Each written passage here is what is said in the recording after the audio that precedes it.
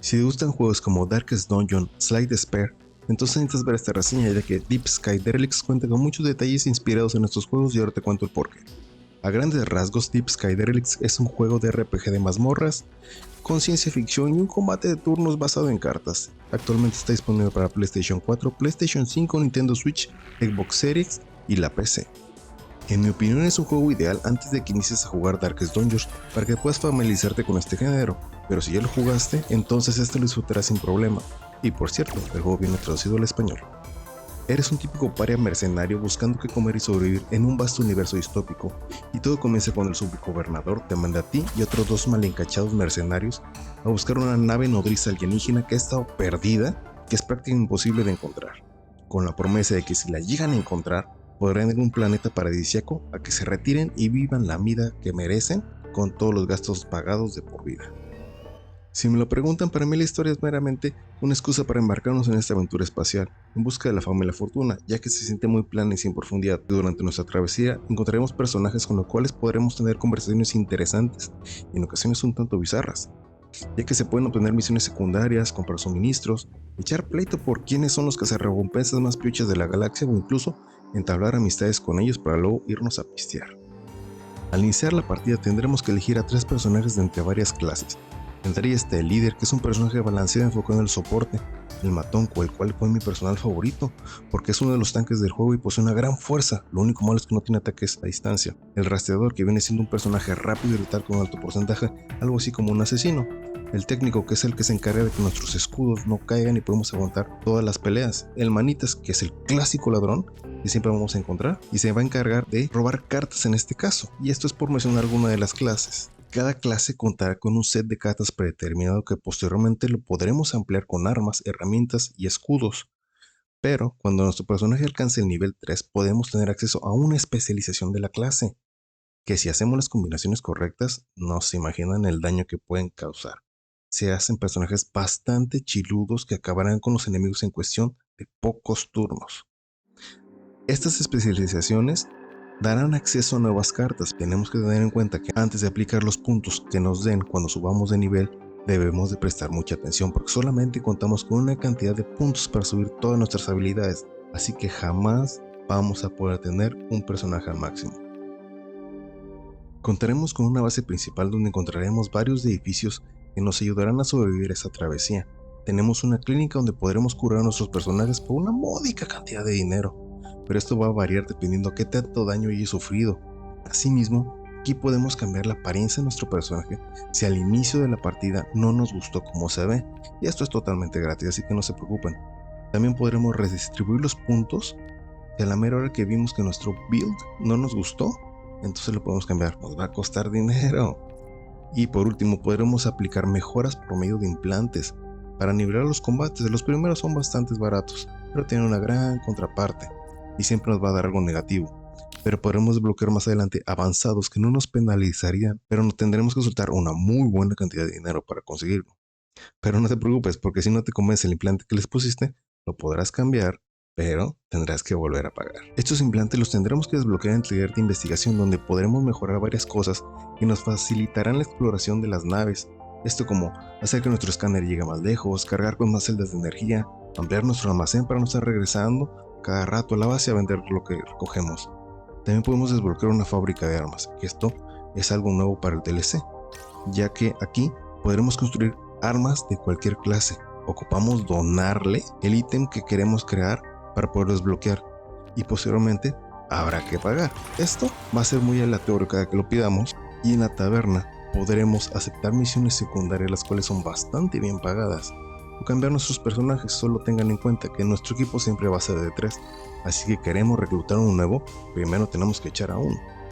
Y por último tenemos la tienda donde podremos vender toda la chatarra que recolectamos de nuestros viajes y comprar suministros para no quedarnos varados en alguna nave.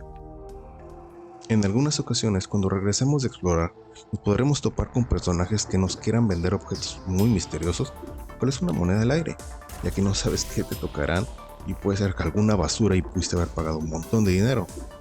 O bien, antes de embarcarnos, existe la posibilidad de que de manera aleatoria nos peleemos con otros mercenarios, para demostrar que en esta base solo nuestros chicharrones son los que truenan. El modo en que exploramos las naves es algo muy parecido al viejo y clásico juego de Buscaminas, donde no sabías qué te iba a tocar al seleccionar una casilla. Y aquí para poderte mover tendremos que ir a pie, casilla por casilla, y dependeremos de energía, la cual es vital, por lo cual la tenemos que cuidar bastante y elegir bien qué movimiento haremos. Podemos usar un escáner para explorar varias casillas de golpe, pero hará que nos gastemos un poco más de esta preciada energía. La energía es como la antorcha en Darkest Dungeon, una vez que se termina empezará a consumir nuestra energía vital, hasta dejarnos seco como un limón de taquería. Pero no se preocupen, porque podemos llevar celdas de energía para subir de manera constante y que no se nos acabe. También vamos a encontrar zonas donde un robot nos podrá rellenar un poco de esta preciada energía.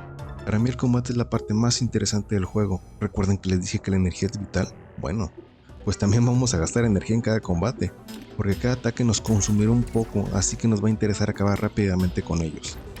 Los combates se van a realizar por medio de cartas, como les comenté, y es donde debemos crear estratégicamente un mazo para salir victoriosos.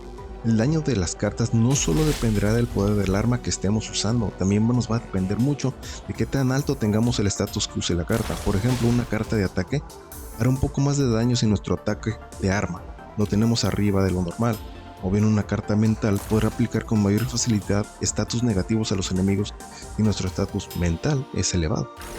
Las cartas se dividen en ataque, que abarcan físicos y a larga distancia, de soporte, los cuales nos permitirán bufear a nuestros personajes, aplicar estatus negativos a los enemigos o curar a nuestros personajes. De defensa, que se enfocarán en subir los escudos, hacerlos más resistentes, duplicar su valor o incluso invocar bots para que nos ayuden a defendernos. Los combates se desarrollan por turnos y el primero en atacar es aquel que tenga la iniciativa más alta. Este es el estatus que viene siendo como la agilidad. Y mientras exploramos y nos topamos con una casilla especial, las podremos diferenciar por sus colores. Nos tocará enfrentar un desafío especial, y esto es lo que le da color al juego. Ya que lo hace más interesante o estresante, a mí me tocó pelear una casilla tóxica.